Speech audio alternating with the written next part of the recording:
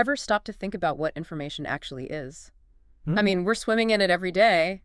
New social media, that catchy song stuck in your head. Right. But is it just a bunch of ones and zeros? Yeah. Or could it be something more, something with a life of its own? Oh, yeah.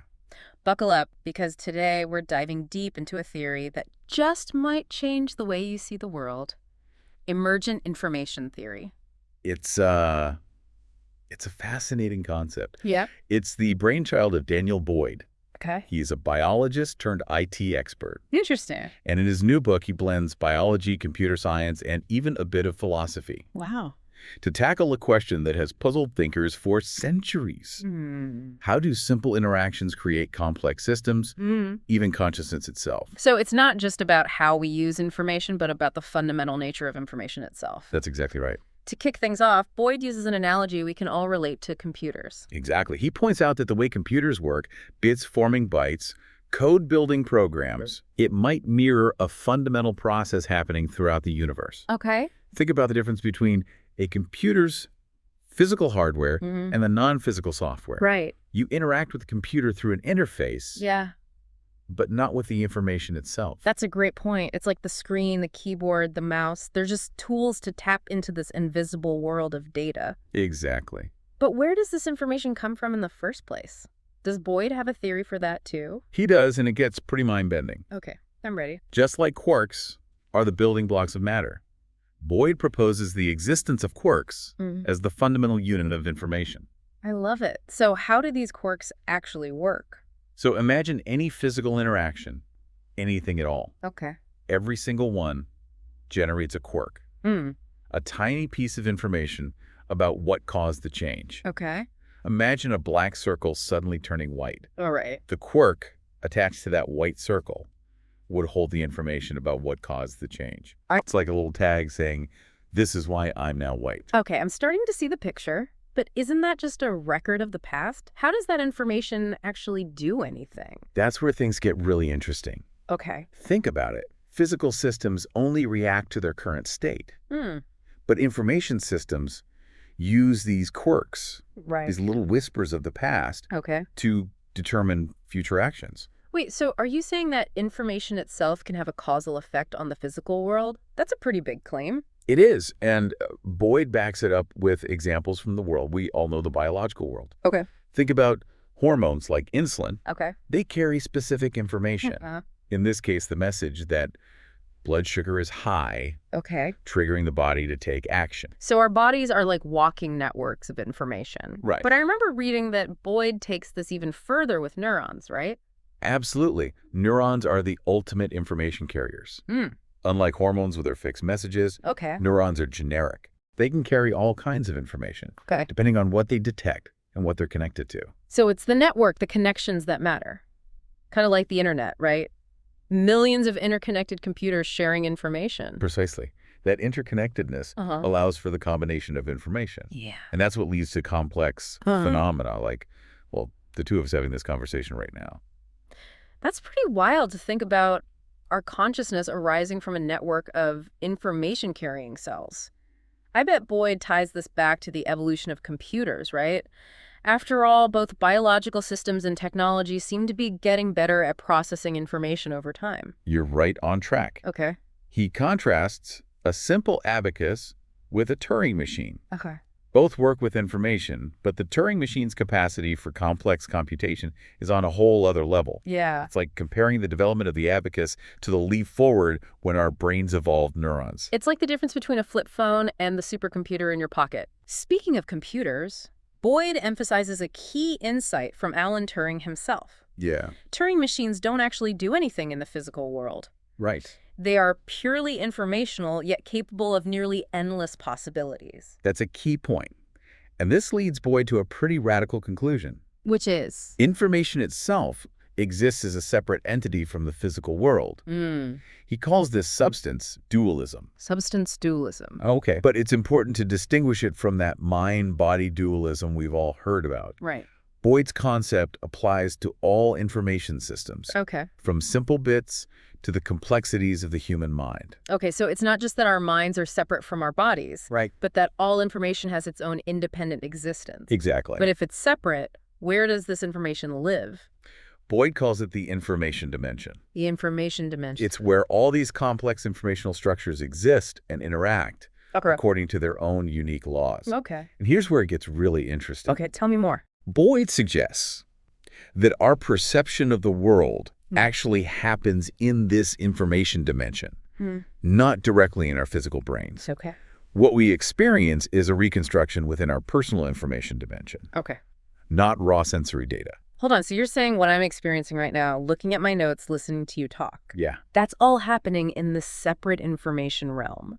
That's a lot to process. Think of it this way. Okay. Imagine you're walking down the street, Right. seeing trees and buildings. Okay. All those details, the colors, shapes, distances, Yeah. they all fit neatly within your personal information dimension. Hmm. But they don't literally reside inside your physical brain. Okay. It's more like your brain creates a kind of virtual reality, Okay. a model of the world I see. based on the information it receives. So our brains are like information processors, Sure. constantly creating and updating this internal model of reality. That raises a big question, though. If our experience is filtered through this information dimension, what happens to free will? Does Boyd think we have any control over our choices? That's where Boyd gets really thought-provoking. Okay. And we'll dive into that in more detail after a quick break. All right, we're back. And before the break, we were wrestling with this idea that our experiences are shaped by this invisible information dimension. Right. So where does that leave free will? Does Boyd think we have any say in our choices if we're playing by the rules of this separate reality? Boyd actually argues that free will isn't an illusion. He says our decisions actually do influence our brains, Yeah. not the other way around. Wait, really? But if we're bound by the laws of the information dimension, how can we be truly free? Doesn't that feel like a contradiction? It's a delicate balance, Okay. and Boyd uses a clever analogy to explain it. Okay. Think about a tornado. Yeah. The movement of every air molecule is determined by the overall system. Hmm. Our decisions might work similarly. They operate within a higher level system of information, but they still exert influence. So our free will is free within the constraints of this information dimension. Right. It's like we're playing a game, there are rules, but we can still make choices within those rules. Exactly. It's not just a predetermined program. No. But if that's the case, how does this information dimension actually work? What are the laws that govern it? I'm struggling to picture how information can have its own set of rules. That's where things get even more speculative. Okay. And Boyd admits we're just beginning to scratch the surface of this new reality. Yeah. He doesn't claim to have all the answers, Right. but he does offer some interesting clues. Okay, like what? For example, he talks about something called informational forces. Informational forces. I've never heard of that before. What are those? Just like physical forces, like gravity and electromagnetism shape the physical world, Hmm. Boyd suggests there might be analogous forces at play in the information dimension. Okay. These forces would govern how quirks combine and interact, Uh-huh. ultimately shaping how information systems evolve and behave. So there could be a whole set of laws that apply to information, just like the laws of physics govern matter and energy. That's right. Are you saying there could be equations for information too? That's the idea. That's wild. But if we can't see these quirks or this information dimension, how could we ever study these forces? It's not like we can put information under a microscope. That's the challenge with studying something so fundamental. Right. It's like trying to study the air we breathe. Yeah. It's all around us, yet invisible. Right. Boyd argues that the evidence for the information dimension is hidden in plain sight if we know where to look. Okay. He points to the fact that information seems to play a crucial role in the evolution of all complex systems, not just biological ones. Okay. Think about the evolution of technology, for example. Right. We've gone from simple tools to incredibly sophisticated machines, and that trend shows no signs of slowing down. So you're saying that technology is evolving towards greater information density? Kind Yeah. of like a biological organism evolving toward greater complexity. That's a really interesting parallel. Exactly. And Boyd argues that this trend isn't a coincidence.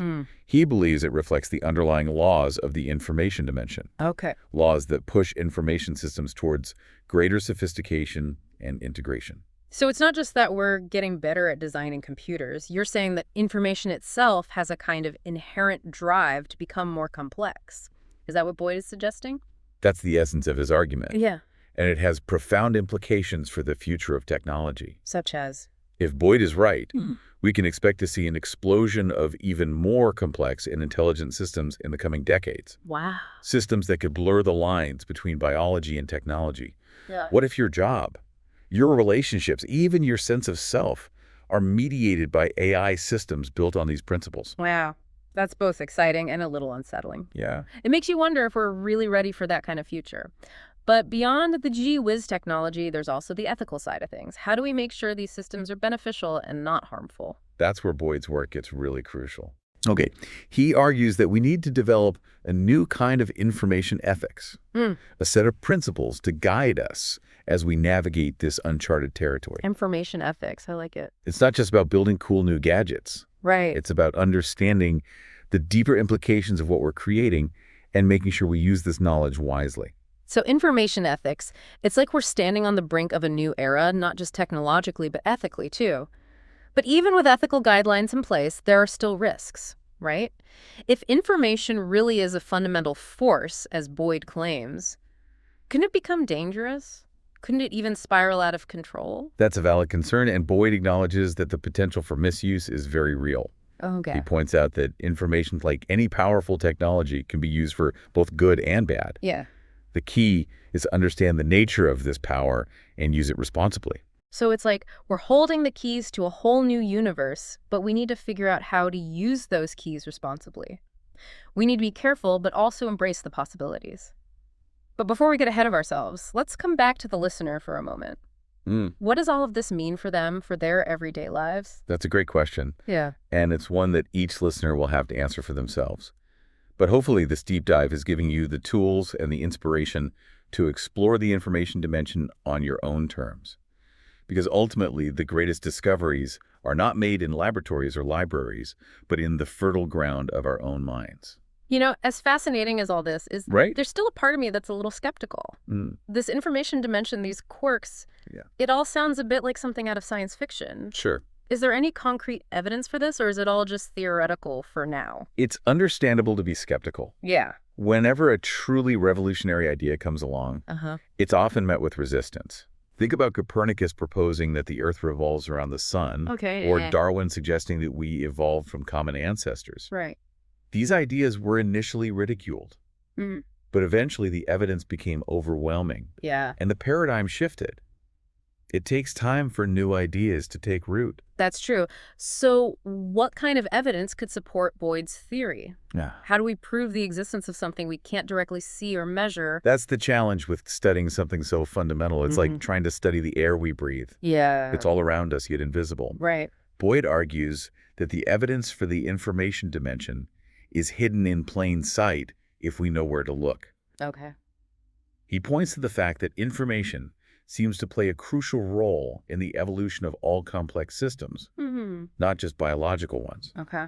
Think about the evolution technology, for example. Right. We've gone from simple tools to incredibly sophisticated machines, and that trend shows no signs of slowing down. So you're saying that technology is evolving towards greater information density, Yes, kind of like a biological organism evolving towards greater complexity. exactly. That's a really interesting parallel. Exactly.